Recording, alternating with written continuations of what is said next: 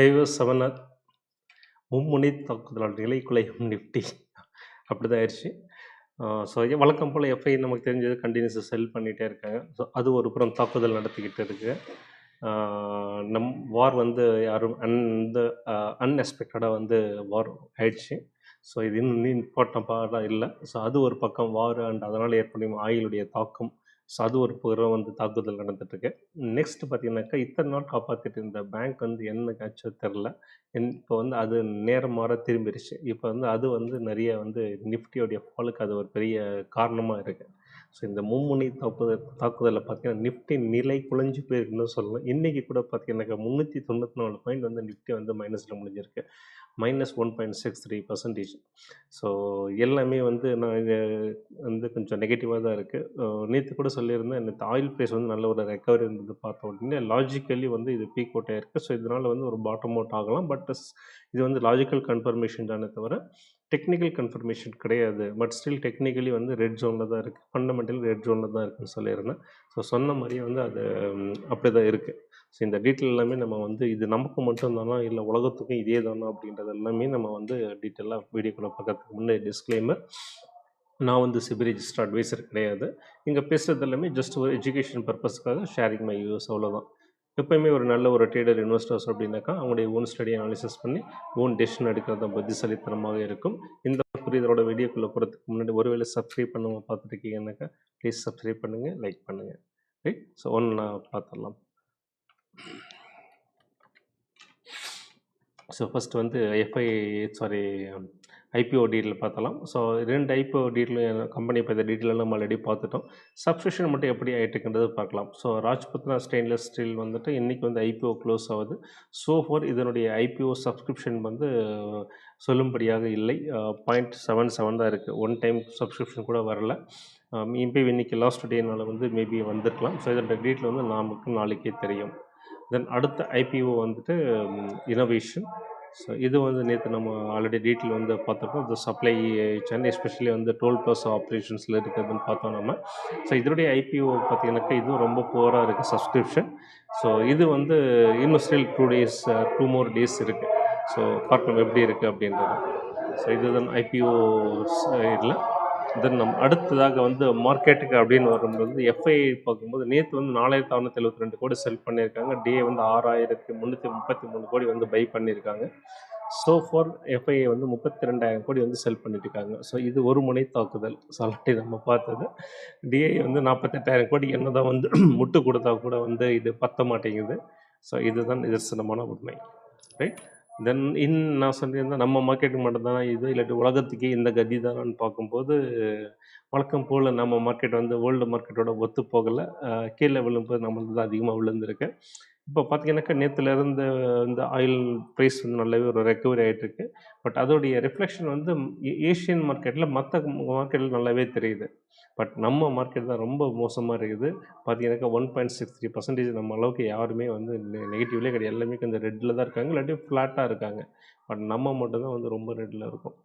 So வழக்கம் போல் வந்து நம்ம மார்க்கெட் வந்து சோடை போய் கொண்டிருக்கிறது அப்படின்னு தான் சொல்லணும். ஸோ இது இன்னும் ஃபர்தராக டீட்டெயில் பார்க்கும்போது நிஃப்டி வந்து 394 பாயிண்ட் வந்து மைனஸில் இருக்குது. Large cap 383 point, mid cap 240 point, small cap 59 point, micro gap 22 point minus. So இதில் கொஞ்சம் ஆறுதலான விஷயம் என்னன்னாக்கா small cap and micro gap வந்து நல்லாவே வந்து முட்டு கொடுத்துட்ருக்கு. மிட் கேப் வந்து அதுலேயும் வந்து F&O ஸ்டாக்ஸ் இருக்கிறதுனால வந்து இந்த 3 இதுலேயும் நல்லா ப்ளே பண்ணிகிட்ருக்காங்க. ஸோ இந்த ப்ராஃபிட் புக்கிங் பண்ணுறது நிறைய இந்த F&O கூத்தெல்லாம் இதில் நடக்கிறதுனால வந்து இது ரொம்ப அதிகமாக கீழே விழுந்திருக்கு. பட் இது கொஞ்சம் ஹோப் கொடுக்குது. பார்ப்போம் சப்சிக்வெண்ட் டேஸில் எப்படி இருக்குது அப்படின்றது. ஸோ இன்றைக்கி வந்து இது விக்ஸ் வந்துட்டு 12% வந்து ரைஸ் ஆகிருக்கு. எகெயின் பார்த்திங்கன்னா மோர் தென் 20 வந்துருக்கு, 21.20.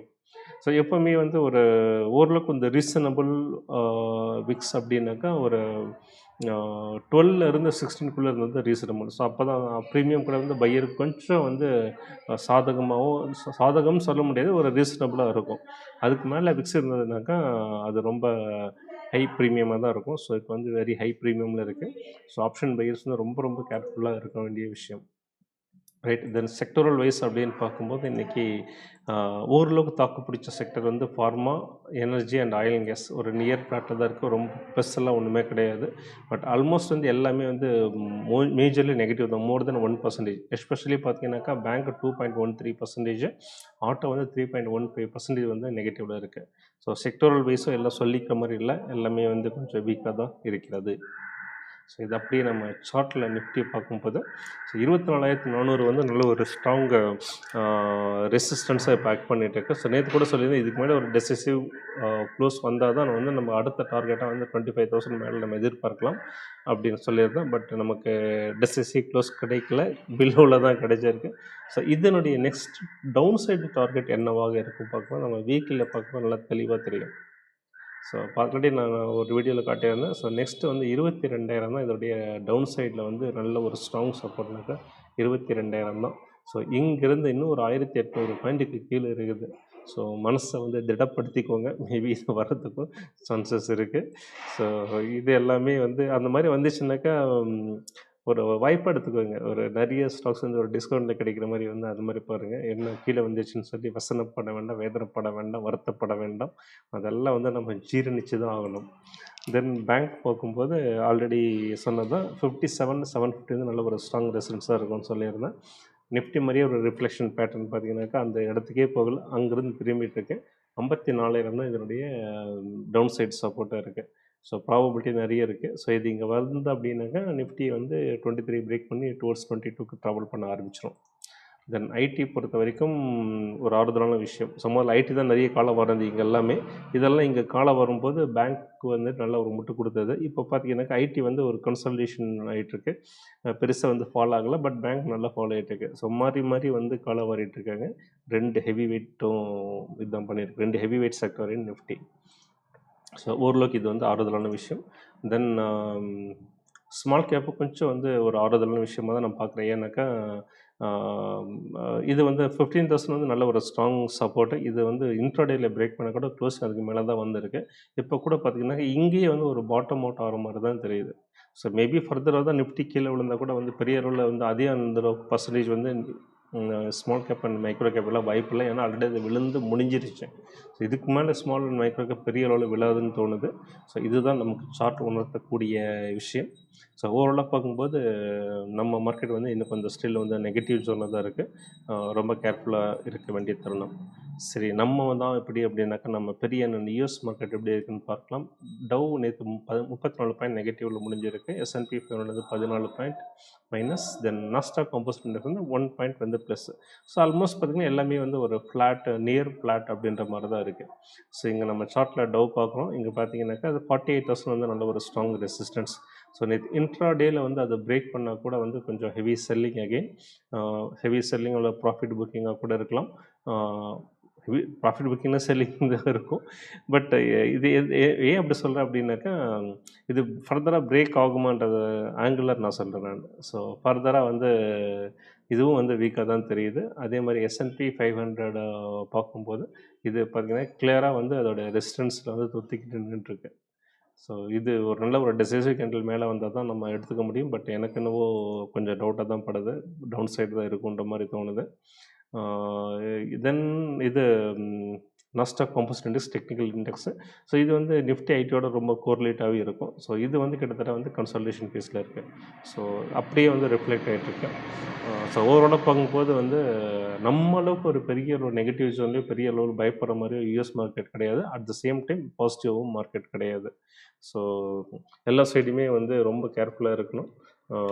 ஏதாவது நல்ல ஒரு ப்ராஃபிட்டில் இருக்குன்னா ப்ராஃபிட் புக்கிங் பண்ணிவிட்டு வந்து கேஷில் உட்காந்துட்டு இருக்கிறது ரொம்ப நல்ல விஷயமாக இருக்கும்.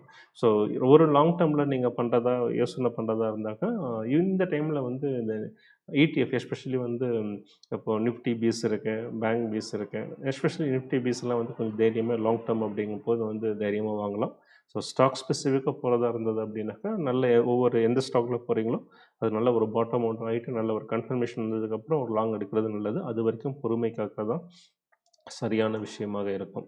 ஸோ இதோடு இந்த வீடியோ முடிச்சுக்கலாம். ஏதாவது உங்களுக்கு கமெண்ட்ஸ் இருந்தாலும் கமெண்ட் பாக்ஸில் சொல்லுங்கள், அட்ரஸ் பண்ணிக்கலாம். ஸோ ஒன்ஸ் அகெயின் ரிக்வெஸ்ட்டு, ஒருவேளை சப்ஸ்கிரைப் பண்ணலனாக்கா சப்ஸ்கிரைப் பண்ணுங்கள், லைக் பண்ணுங்கள், ஷேர் பண்ணுங்கள். ஸோ மீண்டும் நாளைக்கு நெக்ஸ்ட் வீடியோவில் சந்திப்போம். Until then bye. தேங்க்யூ.